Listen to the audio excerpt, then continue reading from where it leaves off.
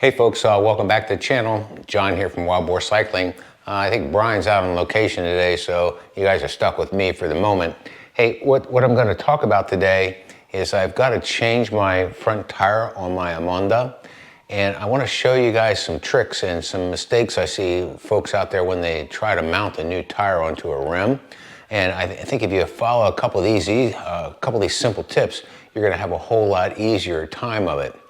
So sit back and enjoy.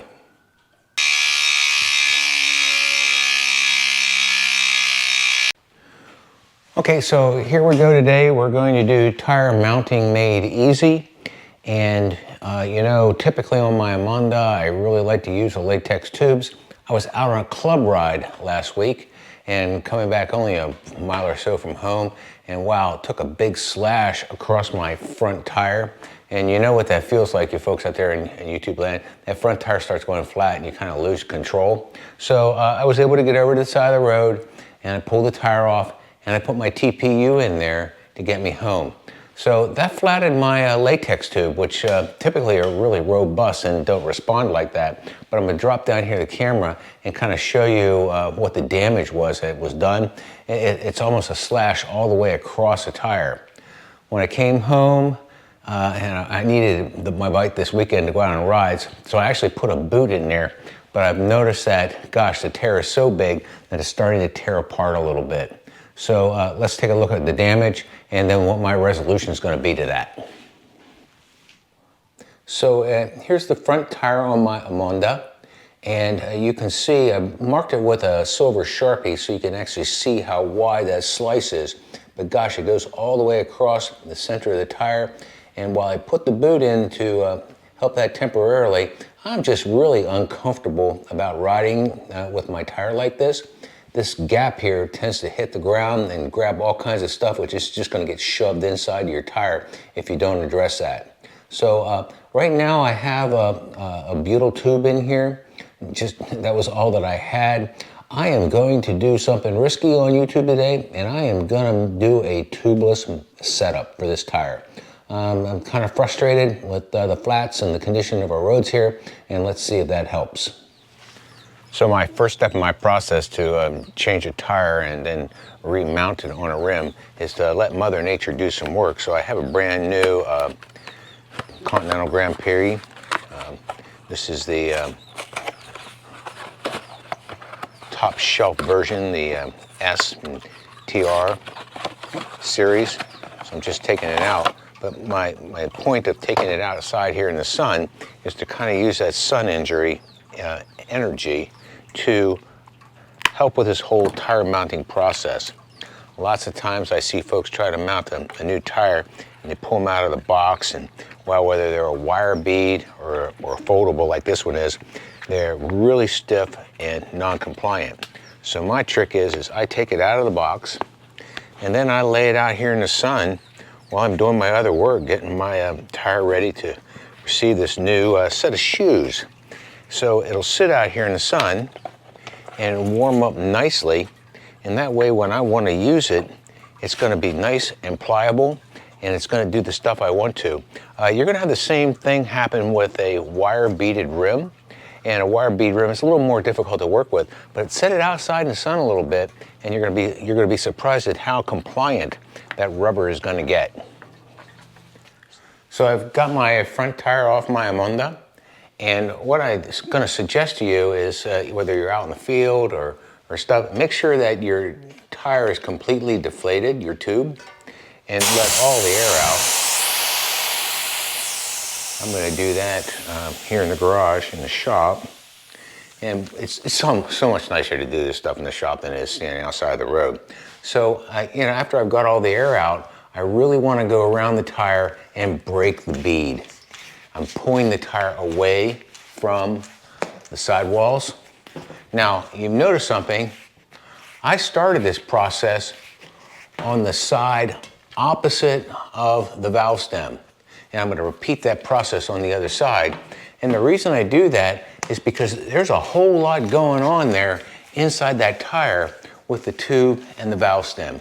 This is going to give you the easiest place to get a start. Now, some folks will say, hey, start your removal up here at the valve stem. I prefer to do it down here on the bottom, on the other side, because I can get more space in here.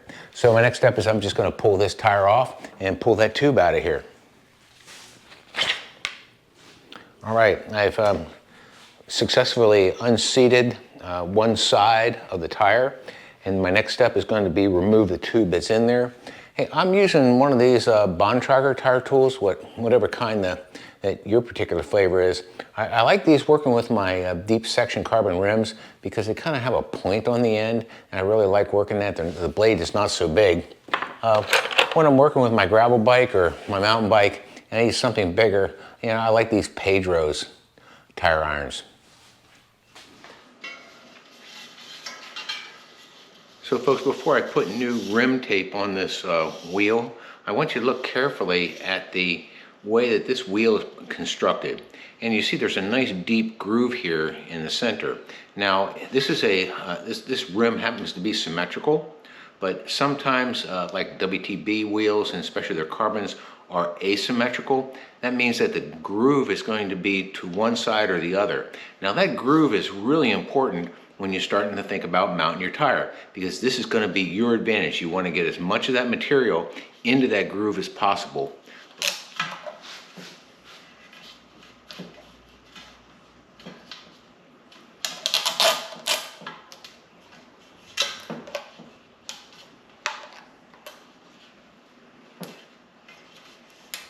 So I've had my tire outside sitting in the sun right now, and wow, I can tell already it's really pliable.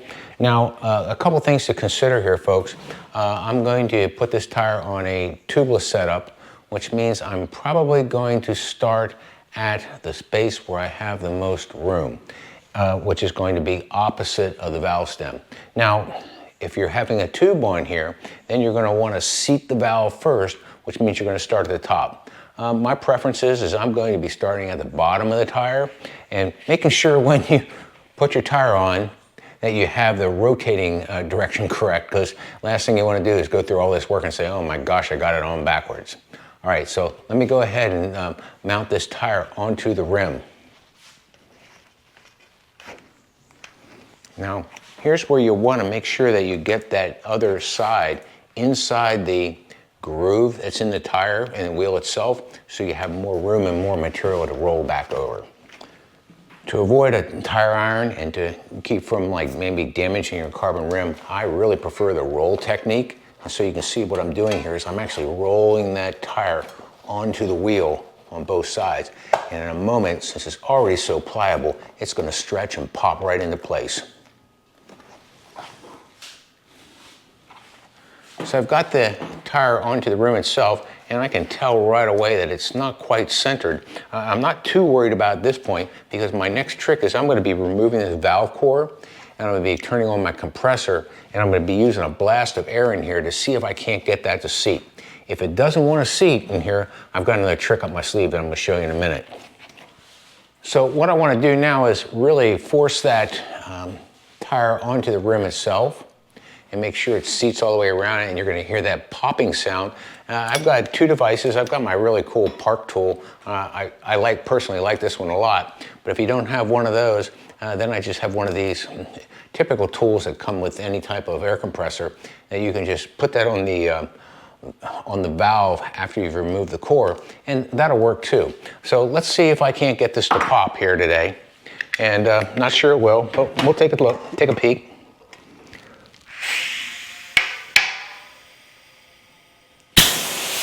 Wow, that popped so easily. It means I did a pretty good job with that tape. So what I want to do now is I'm going to put that, put the valve core back in, and I'm going to crank that thing up and make sure it is totally seated all the way, and leave it sit for a little bit to make sure I want that tire to really conform into that hook on the inside of the rim. Put the valve core back in. So let's see if everything holds like I planned it to. I'm gonna pop that on here and just give it a couple shots.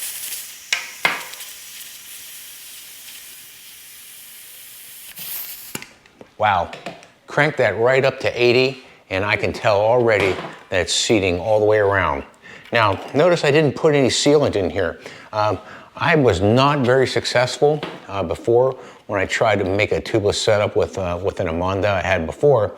And what I learned is if you just take it and use it after you get the tire totally seated in that rim, and then you're going to have better luck, because the next thing I'm going to do is I'm just going to pull that core out again, take my little nozzle and drop that sealant in there, but I want to make sure this is good and seated before I do any of that work.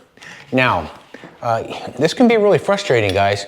I'll be honest with you, there are times I've gotten frustrated about getting a tire onto a rim, but one of the things I learned is if it won't seat the first time, well then let all the air out, remove the tubeless valve, and put a plain old butyl tube in here and pump that baby up until it seats. And then let it sit overnight, so now the tire is learning, okay, this is where everything needs to be. So that's a tip. Let's go ahead and watch this as I put some sealant in here, but I'm going to let it sit outside in the sun a little bit to make sure it actually sits in place. So I've had this tire and wheel sitting out in the sunshine a little bit, and wow, it seems like it's holding air really well, which means my tape on the inside is doing a pretty good job. So the next test is going to be taking this, leaving all the air out again, and taking out the valve core and putting some sealant in. Now this is my preferred technique. I'm sure you guys, there's a lot of them out there. I kept one of these old, single application bottles, and I just fill it up. I'm using Orange Seal Endurance. That's just my flavor of the month right now. And I'm going to take it and just put it right in here and then slosh it around a little bit, and I'm going to cross my fingers that it holds.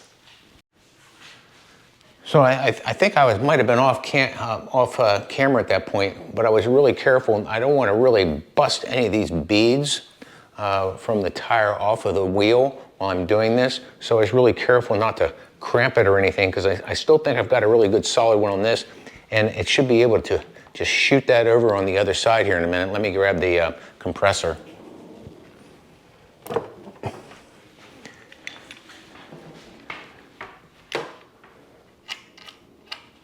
And I got my fingers crossed here. Let's see if this worked.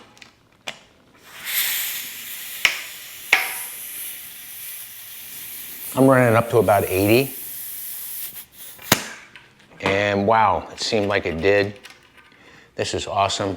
I'm now gonna check both sides, and I got a little leak going on right here. I'm not gonna worry about that too much right now, because now I'm gonna slosh this guy around and move that sealant all the way inside of the tire.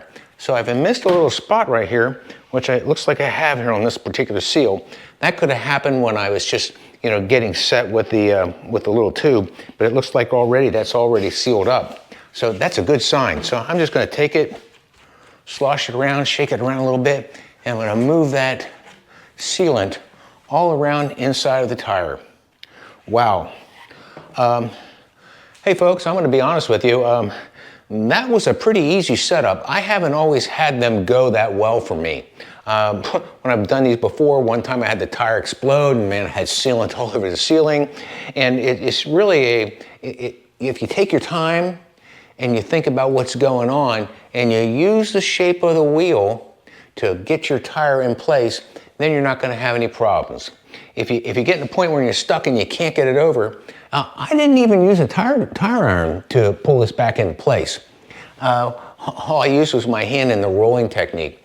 If I did get to a place where, I was stuck and I couldn't get it over the edge, well, then I just grab my little bit of Windex and put it on the outside of the rim here, and that'll help that rubber slide right over.